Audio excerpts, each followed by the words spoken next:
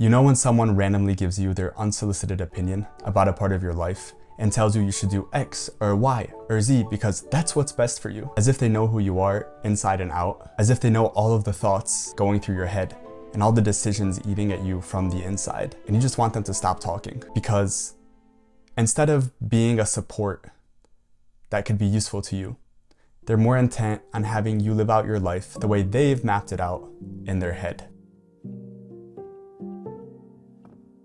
Whenever I'm given advice and I didn't ask for it, it goes through one ear and out the other.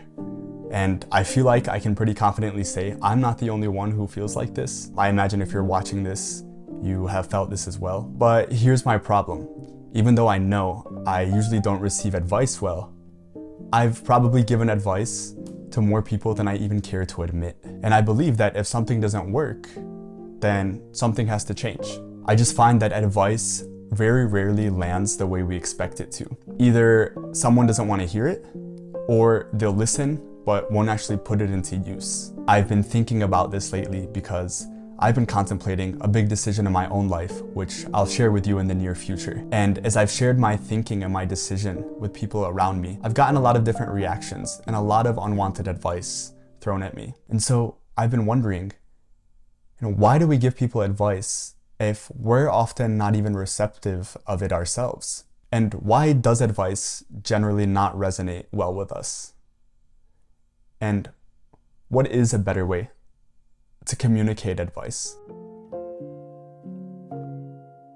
According to the dictionary, advice is defined as guidance or recommendations offered with regard to prudent future action. My first thought when I read this definition is that advice, even if it doesn't land well, is actually an expression of care. If we didn't care about someone, we wouldn't share what we think is best for them, even if it's our own biased or selfish perspective. I would even go as far as saying that giving advice is a form of storytelling because it's a conclusion based off a lived experience. Someone experienced something in their lives, they reflected on it, they came to a conclusion, and that conclusion made sense to them. And so in their mind, they're doing you a favor by sharing it with you. What I'm trying to say here is that giving advice is well-intentioned, but good intentions aren't nearly enough. So why is advice often not well received? Well, no two situations are exactly the same.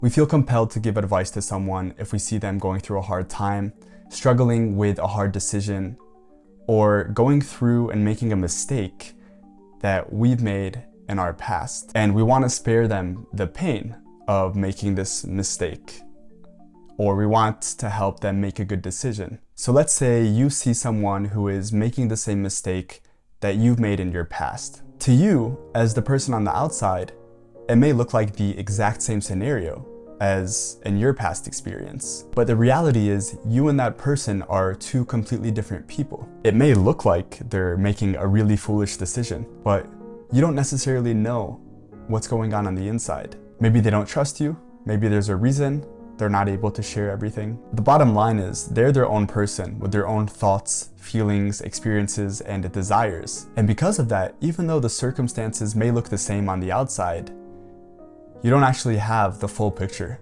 of what they're going through. So a lot of times, the reason advice doesn't land well is because we're giving advice as if we know the whole picture, when in reality, the other person might be thinking, you really don't know what's going on, so spare the advice.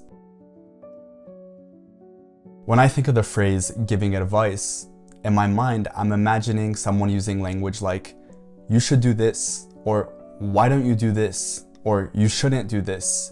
Essentially giving commands, but people usually don't respond well to commands. Let's imagine you're contemplating this big decision, and the complexity of the situation is leaving you anxious, stressed, nervous, and excited all at the same time. And here comes someone from the outside, completely removed from the emotional aspect of your situation, and lays out a command with a simple solution as to how you should proceed or the decision you should make. As if the solution is really simple and you're just too blind to see it. But they're not feeling everything you're feeling, and for them to come and lay out a simple solution like that trivializes everything you're going through. And they're not showing any intent to seek to understand the complexity of your situation.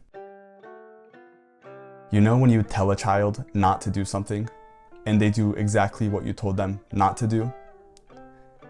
And then what happens is exactly what you told them would happen. There's something about us as humans that we just have to try things ourselves to be convinced. It's like the consequences aren't real until they actually happen to us. You can tell someone as much as you want how much they'll regret their decision, but they still might do it because they're convinced that they're doing the right thing. It might not make sense to you from the outside, but again, you might not have the full picture. So how do we more effectively communicate our care for someone instead of giving advice?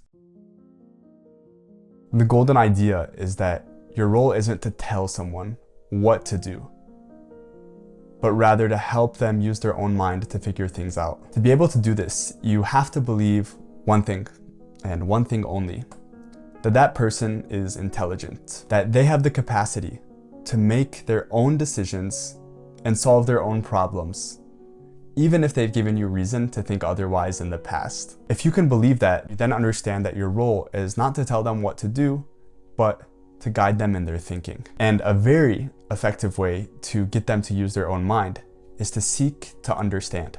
In other words, ask questions. For example, let's say your friend is telling you how busy their life is right now.